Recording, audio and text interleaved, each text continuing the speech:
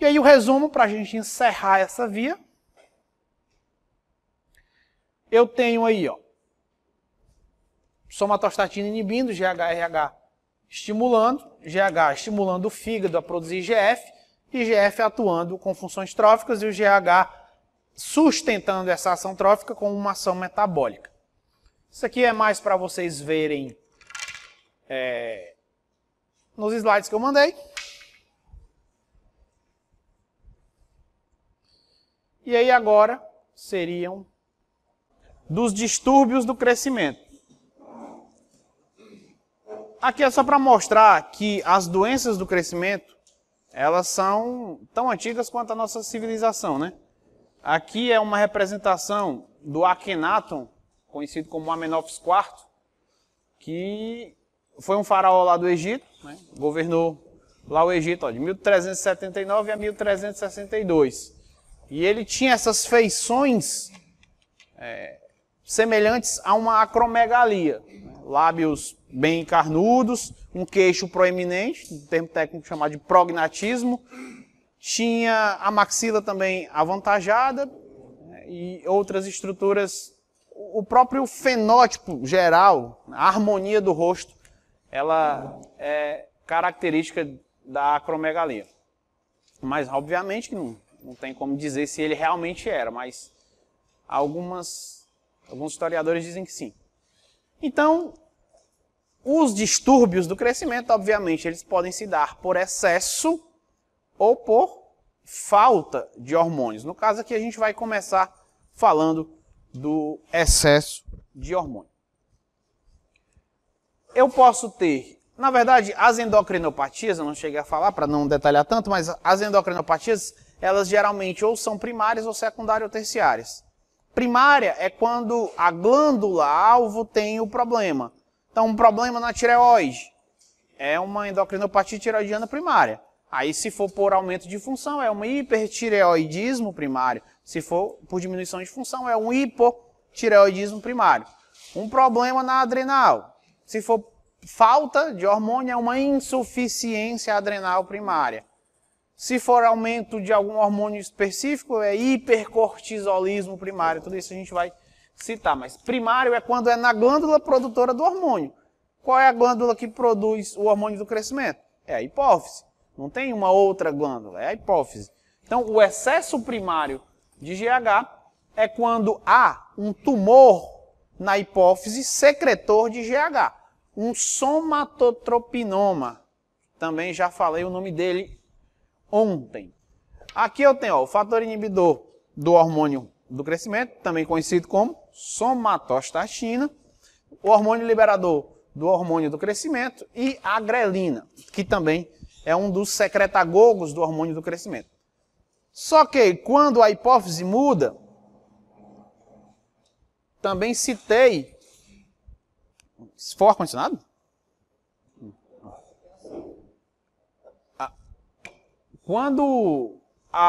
Eu até falei ontem que as vias que promovem o crescimento da hipófise, via da MAP quinase, via da PI3K e a via da proteína GQ, quando há mutação nessas vias, mutação constitutiva de ganho de função, ou seja, essa via ela fica constitutivamente ativa. O normal é a hipófise, o somatotrofo da hipófise, só crescer quando o GH-RH chega lá e fala, olha, cresça e secrete GH. Os hormônios, eles têm duas ações, como eu falei. Tem ações tróficas e ações metabólicas. A ação trófica, obviamente que uma depende da outra. Para eu mandar uma glândula crescer, ela obviamente tem que captar mais aminoácidos, obviamente tem que captar mais glicose, obviamente que ela tem que aumentar o metabolismo dela. Por isso que uma falta dos hormônios da tireoide, que são os hormônios que controlam a taxa metabólica basal, há déficit de crescimento, obviamente na primeira infância. Né? Depois do indivíduo já ter crescido, não há nenhuma repercussão tão grande em termos de crescimento em estatura, não há mais o que crescer. Então, quando essas vias modificam, eu tenho um tumor. Se for um tumor benigno, eu chamo de adenoma. Se for um tumor maligno, eu chamo de carcinoma. 98% dos tumores da hipófise são adenomas hipofisários, ou seja, são benignos. Retirei acabou o problema. Então, é um manejo relativamente simples. Obviamente que dependendo da extensão cirúrgica que eu retirar a hipófise, eu vou precisar fazer reposição hormonal, mas é um padrão de vida que dá para manter uma qualidade de vida relativamente boa. Então, pessoa que toma hormônio do crescimento, uma pessoa que toma cortisol, pessoa que toma insulina, não por causa da hipófise, mas dá para ter uma qualidade de vida boa nos padrões de hoje. Então, este hormônio do crescimento, ele é hipersecretado por esse tumor. E os tumores, como vocês sabem, eles não estão sob julgo de feedback. Então, não importa se o próprio GH já está alto, ele não vai voltar e retroalimentar negativamente o eixo. Então, eu vou ter uma quebra do feedback, logo eu vou ter uma hipersecreção. Vou ter um alto nível de GH no sangue. Se eu vou ter um alto nível de GH, eu também vou ter um alto nível de GF. E aí os distúrbios que eu vou ter, crescimento somático demasiado e disfunção metabólica. As disfunções metabólicas, eu já meio que comecei a falar ontem, puxando para o lado do crescimento, a principal disfunção metabólica é uma disfunção exacerbada do metabolismo dos carboidratos. É uma resistência insulínica muito severa. Expliquei o mecanismo ontem de como o GH causa resistência à insulina, pela hiperexpressão da subunidade regulatória da PI3K quinase, que é a principal quinase que transloca o GLUT4 ativada pela insulina. Tudo isso eu expliquei ontem. Adenoma hipofisário. Então, o adenoma hipofisário é a principal causa do excesso primário de GH. Já expliquei. Ou um carcinoma, só que a maioria dos casos são adenomas. Eu posso ter também um excesso extra hipofisário de GH. Um excesso extra hipofisário é um tumor ectópicos, ou seja, é um tumor que não está no topo, no lugar de origem, no lugar normal. Quem é que produz GH? A hipófise. Quando eu tenho um tumor que não está na hipófise, que secreta GH, ele é um tumor ectópico. Pode ser, geralmente os tumores que são com maior atividade endócrina, ou seja, com maior atividade secretora hormonal, são os carcinomas de células espumosas do pulmão. Esse tipo de câncer pulmonar, ele tem uma propriedade de mimetizar várias glândulas endócrinas do nosso corpo. E aí o GH seria secretado exacerbadamente. O padrão é muito parecido em termos de repercussões clínicas. Crescimento somático e disfunção metabólica.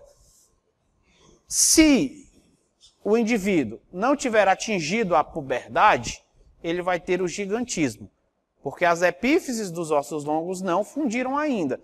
Se as epífises não fundiram, ainda tem cartilagem lá. Se ainda tem cartilagem, ainda tem pano para crescer osso.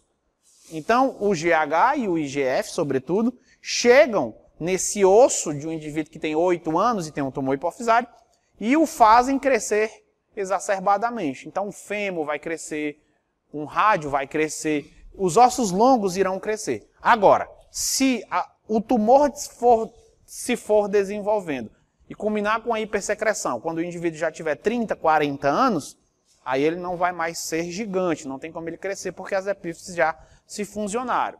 Não tem mais osso para formar a partir de cartilagem.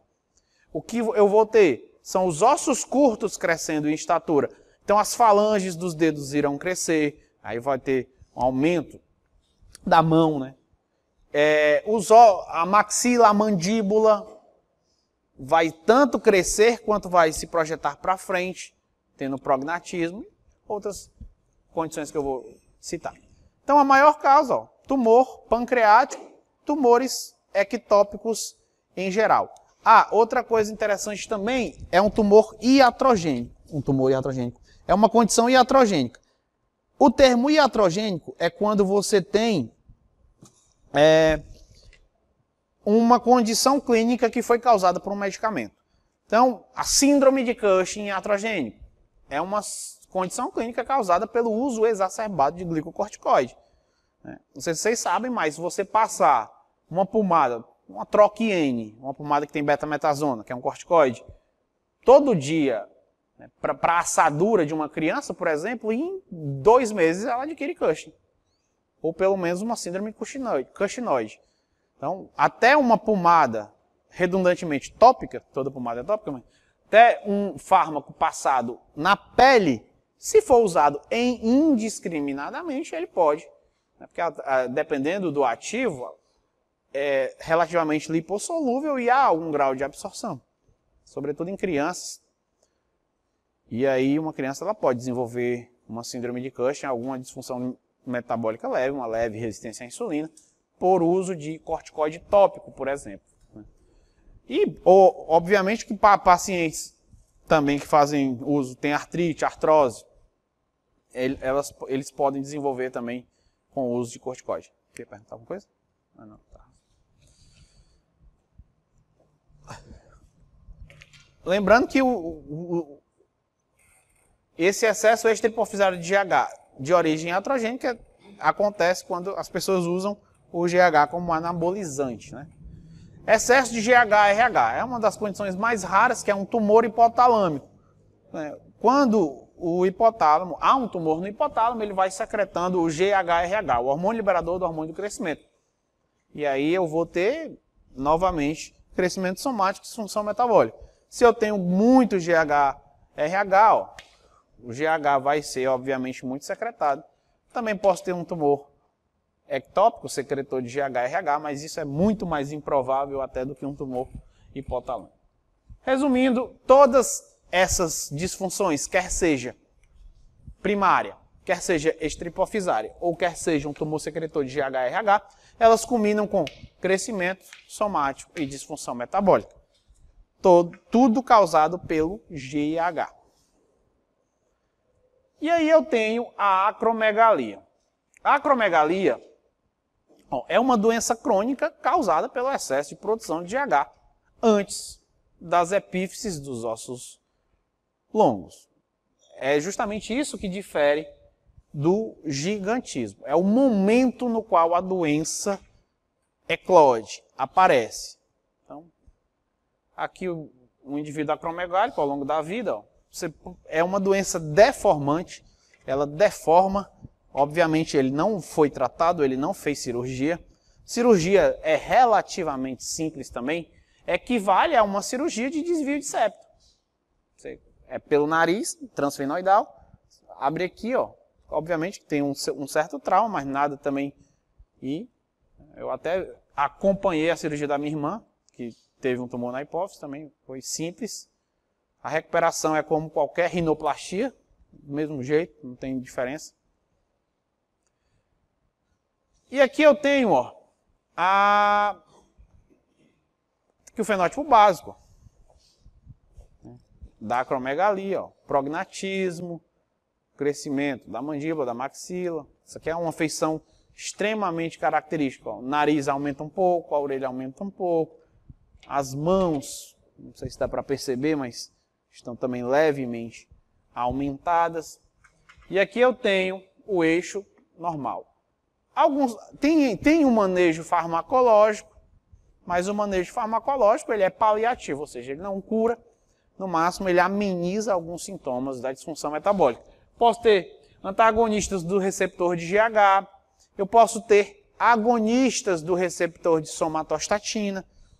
Novamente lembrando, a somatostatina é o principal agente que inibe a secreção do hormônio do crescimento. Então alguns tumores até respondem a alguns agonistas da somatostatina, mas na maioria das vezes, se for um tumor muito agressivo, sobretudo um carcinoma, ele não responde não. Aqui é só para mostrar, ó, o antagonista do receptor do GH, ele diminui a sinalização do GH, que é aquela sinalização que eu também expliquei ontem, não vou explicar novamente, que é via JAK2/STAT5, que é uma via de transdução que regula o crescimento e o metabolismo dos carboidratos, dos lipídios e das proteínas. É extremamente anabólica a via JAK-STAT. Então, as disfunções metabólicas que eu vou ter, quais são?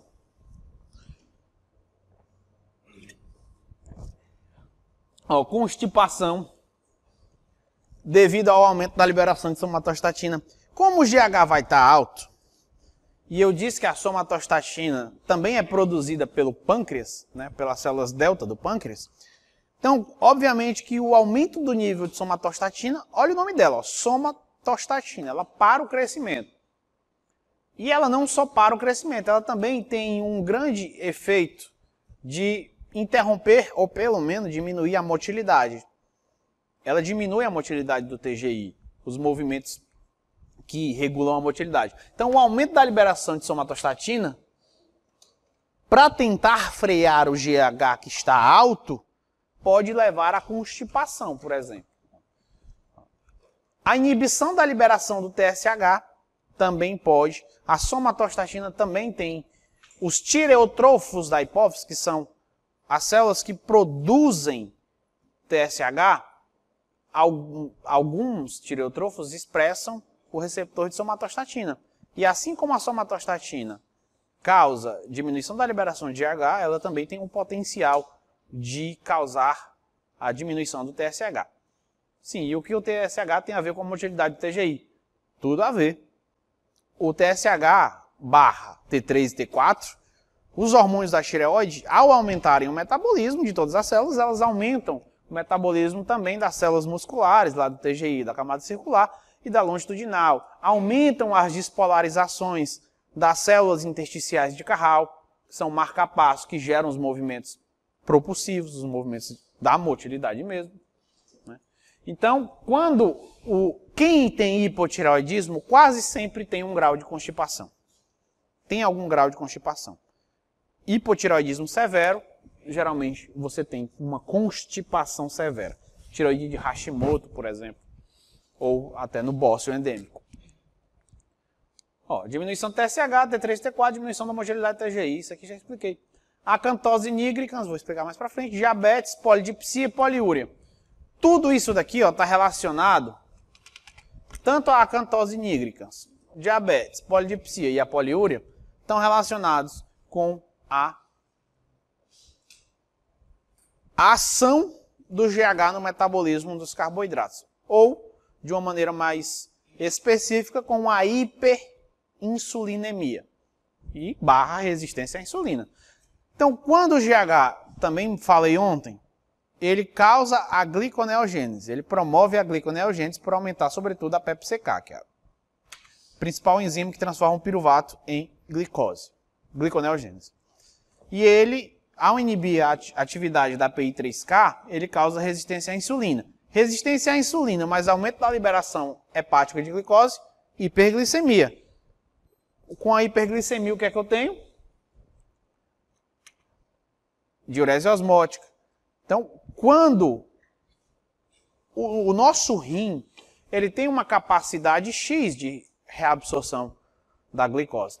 Em pessoas normais, ou seja, normoglicêmicas, toda glicose que chega no rim, ele reabsorve. Lá no rim, no segmento S1 e S2 do tubo proximal, que são os primeiros segmentos, eu tenho o SGLT, que é o cotransportador de sódio e glicose. Ele coloca toda a glicose que lá chega para dentro. Só que ele é uma proteína. E ela tem um limite de saturação. Então, quando a glicemia está 200 mg por decilitro, 300 mg por decilitro, esse excesso de glicose, ele não consegue mais ser reabsorvido completo. Logo, uma parte sai na urina. E a glicose tem atividade osmótica, né? Ela é um osmol ativo. E aí ela vai puxar água. Eu vou ter uma diurese osmótica. Se eu vou ter uma diurese osmótica, eu vou ter algum grau de desidratação. Se eu vou ter algum grau de desidratação, eu vou ter polidipsia, que é o aumento do consumo de água. Aumento do consumo de água, aumento da sede, aumento do débito urinário, diabetes. E a acantose nigricans é uma... Eu até citei ontem já. É uma proliferação exacerbada dos queratinócitos e dos melanócitos. A insulina, também disse ontem, ela mimetiza algumas ações com IGF-1. O receptor de insulina e o receptor de IGF-1, ambos são receptores tirosina quinase. São muito parecidos, só muda alguns resíduos, que o receptor de IGF é um pouquinho mais comprido do que o receptor de insulina. Mas a insulina tem uma certa reatividade cruzada com o receptor de IGF e o IGF-1 tem uma certa reatividade cruzada com o receptor de insulina. Então, excessos de insulina ativam o receptor de IGF e excessos de IGF ativam o receptor de insulina. E o excesso de IGF e o excesso de ativação do receptor de IGF nos queratinócitos causa hiperplasia de algumas regiões da pele. E a hiperplasia e hipertrofia dos melanócitos gera um grau de escurecimento da pele. Aí eu tenho uma mancha que a gente chama de acantose nigra. Vou mostrar também nos próximos slides. Com a hiperglicemia sustentada, eu tenho o aumento da liberação de insulina, e isso eu falei, ó. Hiperinsulinismo, ativação dos receptores de IGF pela insulina, nos queratinócitos, nos fibroblastos. Outras ações, ó, prognatismo, saliência maxilar e aumento das extremidades dos membros, é aumento do IGF. Crescimento dos órgãos internos, como eu tinha falado ontem também, não é só o músculo esquelético que cresce. O fígado vai crescer, o baço vai crescer, o coração vai crescer. Então eu vou ter esplenomegalia, hepatomegalia, cardiomegalia.